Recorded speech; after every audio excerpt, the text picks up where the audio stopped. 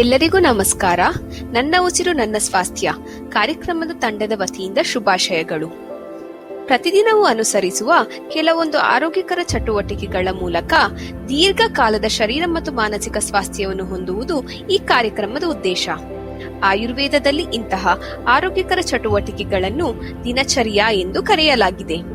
ನನ್ನ ಉಸಿರು ನನ್ನ ಸ್ವಾಸ್ಥ್ಯ ಕಾರ್ಯಕ್ರಮದಲ್ಲಿ ನಮ್ಮ ವೈದ್ಯರು ಇಂತಹ 5 ಮುಖ್ಯವಾದ ದಿನಚರಿ ಅಭ್ಯಾಸಗಳನ್ನು ಅನುಸರಿಸಲು ಸಲಹೆ ಮಾಡಿದ್ದಾರೆ.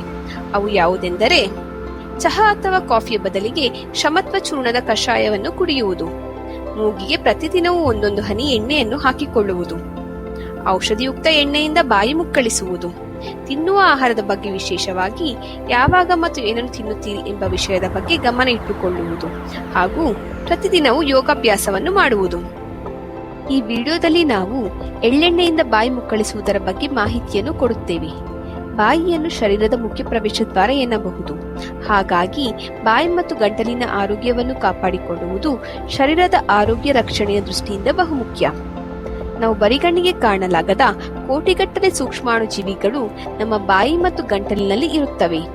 ಈ ಕಾರಣಕ್ಕಾಗಿ ಬೆಳಿಗ್ಗೆ ಏಳುವಾಗ ಬಾಯಿ ವಾಸನೆ ಬರುತ್ತದೆ ಮತ್ತು ಕೆಲವೊಮ್ಮೆ ನಮ್ಮ ನಾಲಿಗೆಯು ಬಿಳಿಯ ಲೇಪದಿಂದ ಒಳಗೊಂಡಿರುತ್ತವೆ. ಈ ಸೂಕ್ಷ್ಮಾಣು ಜೀವಿಗಳೇ ನಮಗೆ ಹಲ್ಲು ನೋವು ಮತ್ತು ಒಸಡಿನ ಕಾಯಿಲೆಯನ್ನು ಕೂಡ ತರುತ್ತವೆ. ಪ್ರತಿದಿನವೂ ಹಲ್ಲುಜ್ಜುವುದು ಸ್ವಲ್ಪ ಮಟ್ಟಿಗೆ ಸೂಕ್ಷ್ಮಾಣು ಜೀವಿಗಳನ್ನು ನಿವಾರಿಸುತ್ತದೆ. ಆದರೂ ಹಲ್ಲುಜ್ಜುವಿಕೆಯು ಬಾಯಿಯ ಮೂಲೆಯಲ್ಲಿ ಮತ್ತು ಹಲ್ಲಿನ ಸಂದಿಗಳಲ್ಲಿ ಇರುವ ಸೂಕ್ಷ್ಮಾಣು ಜೀವಿಗಳನ್ನು ನಿವಾರಿಸಲಾರದು. ಸಾಮಾನ್ಯವಾಗಿ ಇಂಥ ಮೂಲೆಗಳಲ್ಲಿ ಆಹಾರದ ಕಣಗಳು ಸೇರಿಕೊಂಡಿರುತ್ತವೆ. ಹಲ್ಲುಜ್ಜುವುದರ ಜೊತೆಗೆ ಚೆನ್ನಾಗಿ ಬಾಯಿ ಮುಕ್ಕಳಿಸುವುದು ಸೂಕ್ಷ್ಮಾಣು ಜೀವಿಗಳನ್ನು ನಿವಾರಿಸುವ ಅತ್ಯುತ್ತಮ ವಿಧಾನವಾಗಿದೆ. ಇದರಿಂದ ಬ್ರಷ್ ತಲುಪದ ಮೂಲೆಗಳಿಂದಲೂ ಸೂಕ್ಷ್ಮಾಣು ಜೀವಿಗಳನ್ನು ನಾವು ನಿವಾರಿಸಿಕೊಳ್ಳಬಹುದು. ಮೂರ್ಛಿತ ತಿಲತೈಲವು ಬಾಯಿ ಮುಕ್ಕಳಿಸಲು ಉಪಯೋಗಿಸಬಹುದಾದ ಎಳ್ಳೆಣ್ಣೆ. 1 ಚಮಚದಷ್ಟು ಈ ಎಣ್ಣೆಯನ್ನು ತೆಗೆದುಕೊಂಡು ಬಾಯಿಯಲ್ಲಿ ಹಾಕಿಕೊಂಡು ಸುಮಾರು 3 ನಿಮಿಷಗಳ ಕಾಲ ನಿಧಾನವಾಗಿ ಮುಕ್ಕಳಿಸಿ. ಇದರಿಂದ ಹಲವಾರು ಆರೋಗ್ಯದ ಉಪಯೋಗಗಳಿವೆ. ಇದು ನಿಮ್ಮ ಬಾಯಿಯಲ್ಲಿ ಉಸಿರಿನ ದುರ್ಗಂಧವನ್ನು ನಿವಾರಿಸುತ್ತದೆ ಮತ್ತು ತಾಜಾ ಭಾವನೆಯನ್ನು ಉಂಟು ಮಾಡುತ್ತದೆ. ಹಲ್ಲು ಹುಳುಕಾಗುವ ಸಾಧ್ಯತೆಯನ್ನು ಕಡಿಮೆ ಮಾಡುತ್ತದೆ, ಹಲ್ಲುಗಳ ನೋವನ್ನು ನಿವಾರಿಸುತ್ತದೆ ಮತ್ತು ಒಸಡುಗಳನ್ನು ಆರೋಗ್ಯವಾಗಿರಿಸುತ್ತದೆ. ಆಯುರ್ವೇದವು ಇದು ಬಾಯಿ, ಕುತ್ತಿಗೆ, ಗಂಟಲು, ಕಿವಿ, ಮೂಗು ಮತ್ತು ಕೆಲವೊಂದು ಕಣ್ಣಿನ ಕಾಯಿಲೆಗಳನ್ನು ಕೂಡ ನಿವಾರಿಸುತ್ತದೆ ಎಂದು ಹೇಳಿದೆ. ಎಳ್ಳೆಣ್ಣೆಗಿರುವ ವಾಸನೆ ಮತ್ತು ರುಚಿಯಿಂದಾಗಿ ಇದರಿಂದ ಬಾಯಿ ಮುಕ್ಕಳಿಸುವುದು ಕೆಲವೊಮ್ಮೆ ಕಷ್ಟ ಎಂದೆನಿಸಿದರೂ ಅನಿಸಬಹುದು. ಆದರೂ ಈ ಅಭ್ಯಾಸವನ್ನು ಬಿಡಬೇಡಿ.